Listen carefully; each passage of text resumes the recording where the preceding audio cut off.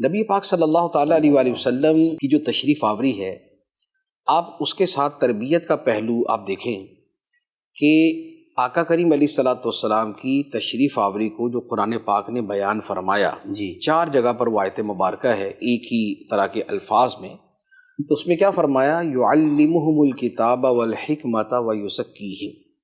سبحان اللہ۔ چار جگہ یہ آیت ہے، چاروں جگہ الفاظ کسی جگہ کچھ پہلے ہیں کچھ بعد میں ہیں، لیکن ان سب کے اندر یہ مشترک الفاظ ہیں۔ یتلو علیہم آیاتہ، اللہ کی آیتوں کی تلاوت کرتے ہیں یہ رسول، اور لوگوں کو کتاب اور حکمت سکھاتے ہیں، ویزکیہم، اور انہیں پاک و صاف کرتے ہیں۔ سبحان اللہ، سبحان اللہ۔ یہ جو کتاب اور حکمت سکھانا ہے یہ تعلیم ہے، اور ویزکیہم جو ہے یہ تربیت ہے۔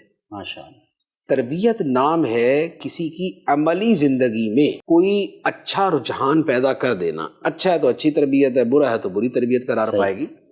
تو اصل تربیت کا تعلق جو ہے یہ عمل کے ساتھ ہے، یعنی یوں کہہ لیں کہ علم اس کے لیے ایک ذریعہ تو ہے، لیکن حقیقت میں جو تربیت ہے اس کا تعلق عمل کے ساتھ ہے۔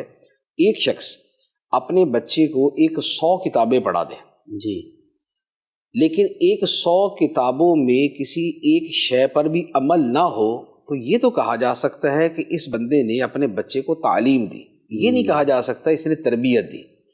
تو اسے پتہ چل جاتا ہے کہ تربیت اور تعلیم میں کیا فرق ہے۔ اچھا، اسی طرح کسی شخص نے اپنی اولاد کو کتاب ایک بھی نہیں پڑھائی، لیکن انہیں کھانے پینے، اٹھنے بیٹھنے، چلنے پھرنے، بات کرنے، سونے جاگنے، ملنے ملانے، باہر جانے، ان سب چیزوں کے جو طور طریقے ہیں اس کا بڑے اچھے انداز کے اندر پابند کر دیا۔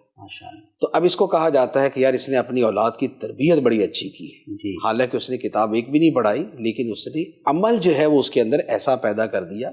تو اسے پتہ چلتا ہے کہ تربیت بیسیکلی نام ہے عمل کا، کسی کی زندگی میں عمل پیدا کر دینے کا نام تربیت ہے۔ الفاظ پڑھا دینا، کتاب پڑھا دینا یہ تعلیم ہے، تربیت نہیں۔ اور یہ جو قرآن پاک کی آیت مبارکہ بیان کی ہے جس میں فرمایا کہ یعلمہم الکتاب والحکمت ویزکیہم، کہ یہ رسول لوگوں کو کتاب اور حکمت سکھاتے ہیں، ویزکیہم، اور ان کے دلوں کو اور ان کے نفس کو پاک بھی کرتے ہیں، یعنی انہیں پاکیزہ کردار والا بناتے ہیں، ان کا کردار اچھا کرتے ہیں، کردار کے اندر جو رذائل ہوتے ہیں، جو غلط عادات اور خصلتیں ہوتی ہیں، یہ ان کو دور کرتے ہیں۔ وہ تکبر ہے، وہ حسد ہے، وہ کینہ ہے، وہ بغض ہے، وہ عداوت ہے، وہ لوگوں کے ساتھ برا رویہ ہے، وہ اسے دور کرتے ہیں۔